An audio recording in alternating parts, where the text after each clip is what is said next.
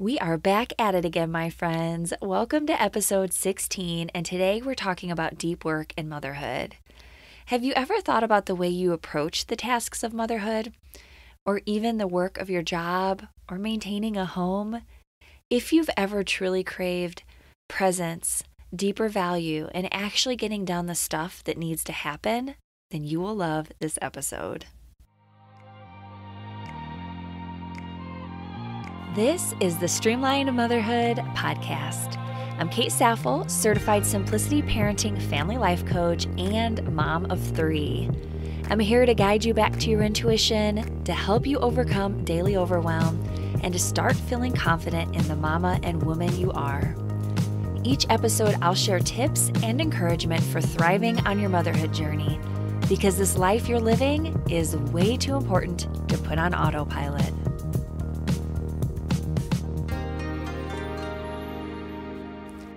So this podcast episode is inspired by the book Deep Work by the author Cal Newport. Cal Newport is a professor at Georgetown, a prolific writer and thinker, and also the author of the book Digital Minimalism. I read his book Deep Work several years ago, and much of it resonated with me. His theory is that so much of what we do during the day is conducted in an environment full of distraction, resulting in not only less work, but lesser quality. We are constantly bombarded by interruptions, which move our attention away from the task at hand. Does this sound like motherhood or what? So I want to offer you a strategy to reduce the number of distractions in your day so that you can be more present and patient in motherhood, more purposeful in your daily activities, and to find your rhythm with home and work life. Whether you're a stay-at-home mom, a work outside the home mom, or somewhere in between, this episode will offer you strategy, mindset work, and encouragement for showing up as your best and most productive self. Now, Cal Newport suggests that a 3-hour uninterrupted block is the ideal amount of time to get your best work done. He recommends writing that time into your calendar as a meeting so that others don't try to schedule in it, and then also turn off email and phone notifications. Okay, so that advice works great for the office worker who has control over that aspect of their day. But if you're at home with kids and trying to crank out work, or homeschool, or household tasks, or simply not lose yourself to scrolling Instagram for an hour when you should be doing the laundry, deep work is going to have a much different meaning. So what is the ideal of deep work in motherhood? There are 2 options.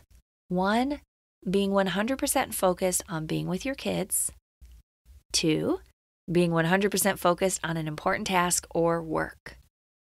This means being totally focused and present when you are with your kids, whether that's while reading books aloud, playing with them at the park, or doing schoolwork with them. Or it means being all in on a work project or important task and not getting distracted and losing focus.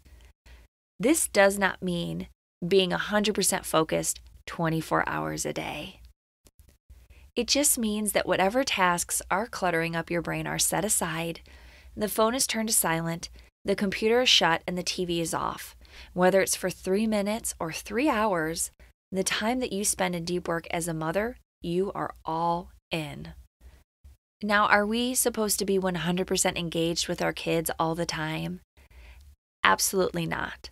That would be near impossible because we're real people with needs and responsibilities and work outside of our children. Motherhood is messy and complicated because we wear so many hats, and often, several of them at once. Sometimes being engaged in motherhood means being all in on a different task that may benefit our family, but means we aren't with our kids. Maybe deep work means being all in on the work that you are called to do so that when you're home, you're truly home. As a work-from-home mom myself, I understand the dilemma of always feeling pulled between different responsibilities and activities. Sometimes it seems like a person with a wicked sense of humor created my schedule because I am all over the place. Some days I'm homeschooling my kids and I'm all in on the mom gig. Other days, my oldest 2 are at school, my youngest is with the babysitter, and I am absolutely cranking it out at work. I realized early on that if I was going to be successful as a work-at-home mom, I had to learn how to tune out all the distractions and focus. My level of efficiency is so much higher than it was pre-kids, simply because I don't have a choice if I want to succeed at all of the responsibilities on my plate. It has to get done and get done on time. Not only do I still have an employer for my online teaching job, I am also my own employer as a business owner and as a life coach. I'm responsible to myself, my job, my business and clients, and my family. That can all feel like a heavy weight, or it can feel like the life I'm called to fulfill. Can you relate to this? Does it all feel like a heavy weight to you, or like the life that you are called to live? No matter how you're currently feeling about it, we will definitely cover mindset here in a minute to help you align your brain with your purpose. Okay, friends, let's think about the average day of a mom. Again, whether this happens during your weekends off from work, while you're home with the family, or this is your day in, day out, 24/7 reality, motherhood looks something like this. Waking up early, probably before you want to, by a child, maybe insomnia, or some other lovely wake-up call. Rushing through the morning time with making breakfast, getting kids ready for the day, possibly a school run, you're most likely tired, feeling a bit frazzled, and maybe under-caffeinated, and your hair may or may not desperately need a wash. You get to mid-morning, and this is the time that real work may be possible, but your harried start to the day results in you simply wanting to distract from all of the chaos of the early morning. So instead, you watch TV, maybe play on social media, or distractedly walk around the house, sort of completing tasks, but never really fully engaging. Then this cycle repeats with lunch and the afternoon, then dinner and bedtime. By the time you get some alone time, anything sounds better than completing tasks. You're just so tired and over it. So does that sound familiar to anyone? This may not be you exactly, and of course, this is totally a stereotypical mom day. There are so many variations to our days, what we call work, and the roles that we fulfill. None of that matters, but what does matter is our why, our strategy, mindset, and energy level. Let's talk through how to manage all 4 of those to achieve your version of deep quality work in motherhood. We're going to focus first on your why. This is the reason for all that you do in your life. Make a list of all the major roles you fulfill. For me, this is mother, wife, teacher, life coach, home maintainer, and podcaster.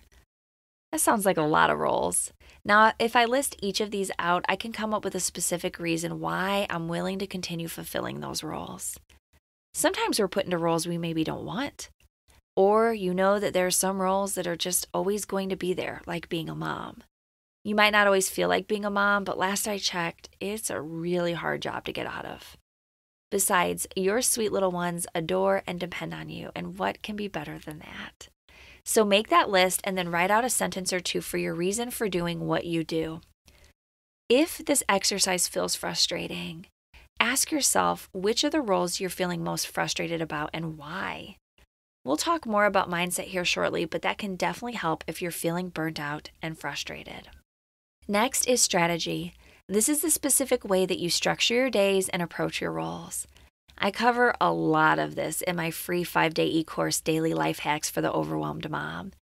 If you haven't taken it yet, what are you waiting for? Head to thestreamlinedlife.com and scroll halfway down the page to the button that says e-course and get yourself signed up. Okay, so how do we strategize and plan for deep work when our days are full of distraction? I want to recommend 3 things. 1, identify periods for deep work. 2, love thy calendar. And 3, remove distractions. So within a 24-hour period, there are definitely times for doing your own definition of deep work. Maybe this is nap time. Maybe it's at the office. Maybe it's in your car after you drop off your little at preschool. Think through all of the activities of your day and the way you perceive how much time you have. Do you rush through the activities feeling stressed and overwhelmed? What would it look like to think of your available time differently? I remember when my oldest was 3 and in preschool and my middle daughter was an infant. I would leave early to pick up my oldest from preschool, let the baby nap in the car, and I would sit in the parking lot of the school and I would write. 4 days a week, I would get about an hour to write, and I was so productive, despite being sleep deprived and without a nanny or a babysitter. The truth is that if we desire for something to be our reality, we will then make it happen, and I desired to be a writer, so I did it. So do you desire to have a period of time for yourself to work on a project that's important to you? Or maybe you need to get work done for your job and have been struggling to carve out that time. Identify the time block that will support the work and draw a line in the sand. If we leave a block of time without a job or purpose, it will fill with Facebook, dirty dishes, bill paying, all the fun stuff. Instead, start your morning by deciding how your time will serve you today. You control your time. You decide how to use it. Yes, even if you have little kids at home. Yes, even if you work 2 jobs and are tired. The time is yours, so use it wisely. Next, I want you to either use a paper calendar or a digital one and fill in the time slots that you'll be unavailable to distraction. Just like Cal Newport says, you need to value your own time and worth and set aside the time you need to get important tasks done. Now, I'm talking about this through the lens of actual work or maybe a passion project or something like that. But maybe you're a stay-at-home mom and you really just want to get better at reading books to your kids instead of turning on a show.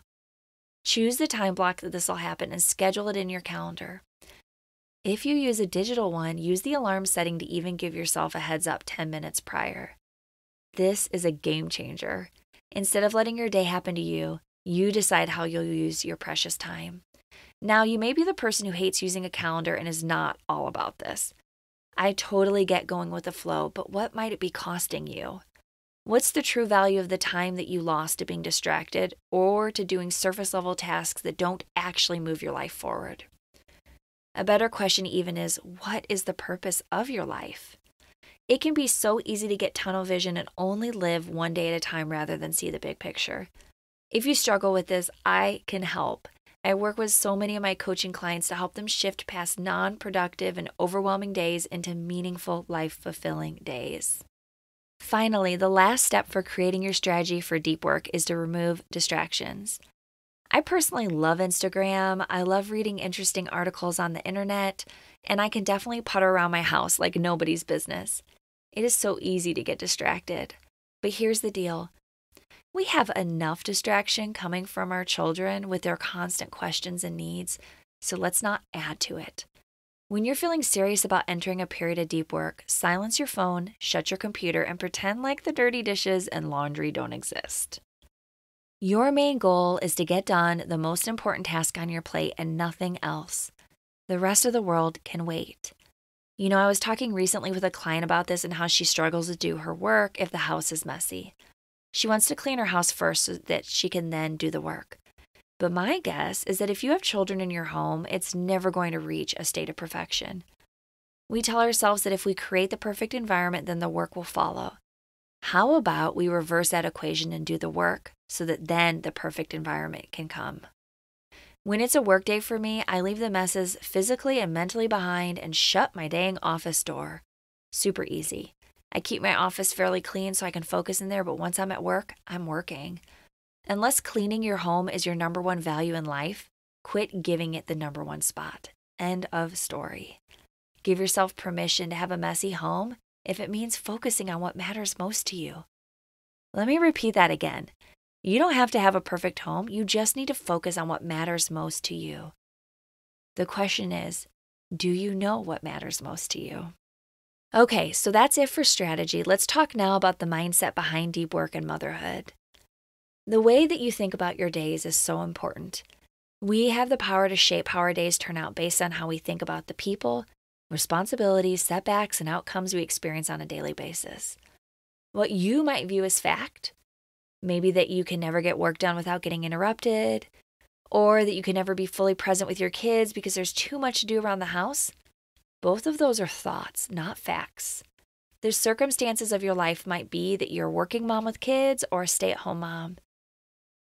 That has zero meaning. It's not good or bad. It just is what it is. It's just your life circumstance.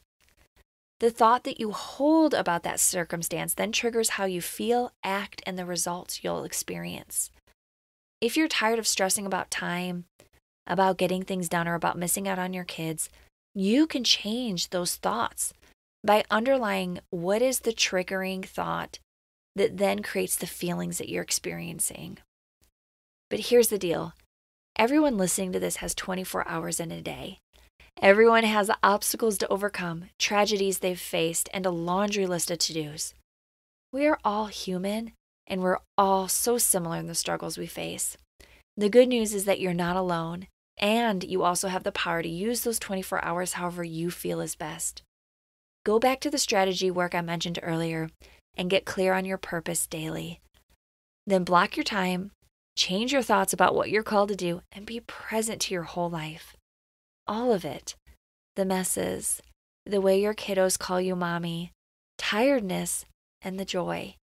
It all matters, and it's all part of your story of motherhood. Finally, the last step is to protect your energy. We each have a finite amount of energy, and there are different ways we distract ourselves, deplete our energy and emotional resources, and make it super hard to focus on what matters most. I'm going to state the super obvious here, but sleep as often and consistently as you can. If you're a brand new mom, go easy on yourself and your baby. I promise eventually your baby will sleep. Refer back to my episode called When You're Sleep Deprived for more encouragement, and I'll also link it in my show notes. I personally love sleep and attempt to be in bed by 9 every night. Am I perfect at it? Absolutely not. Some nights I'm up until midnight. Sometimes it's multiple nights in a row. What I find though is that by being gentle on myself about my sleep, then results in me getting more of it. Also, watch the way certain influences and activities zap your energy. Does eating sugar give you a buzz that then wears off and leaves you exhausted on the couch? Does 30 minutes of mindless scrolling on Instagram wear you out with all the thoughts of being not enough, and then you can't bring yourself to do a darn thing after? I'm going to devote a whole episode to the value of loving yourself, because not loving ourselves is truly the root of most of our self-damaging behaviors. If you find your energy tank is being depleted by certain thoughts and ideas, ask yourself if you really even believe those thoughts. Then choose new ones and love the heck out of yourself. If you're committed to doing deep work, all of this matters. And another way that you can really just increase your energy is to find ways to move your body.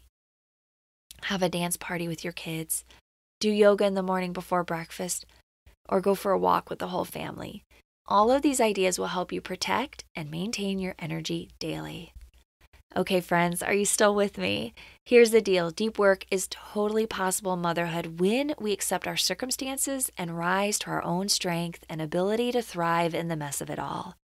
You have everything you need inside of you to be fully present with your kids and your work, to find pockets of time to do deep work, and to resist all of the ways momentary distractions steal us from our true path in life. I fully believe in you that you can create the life that you want for you and your family. Thank you so much for listening, and I will see you next time.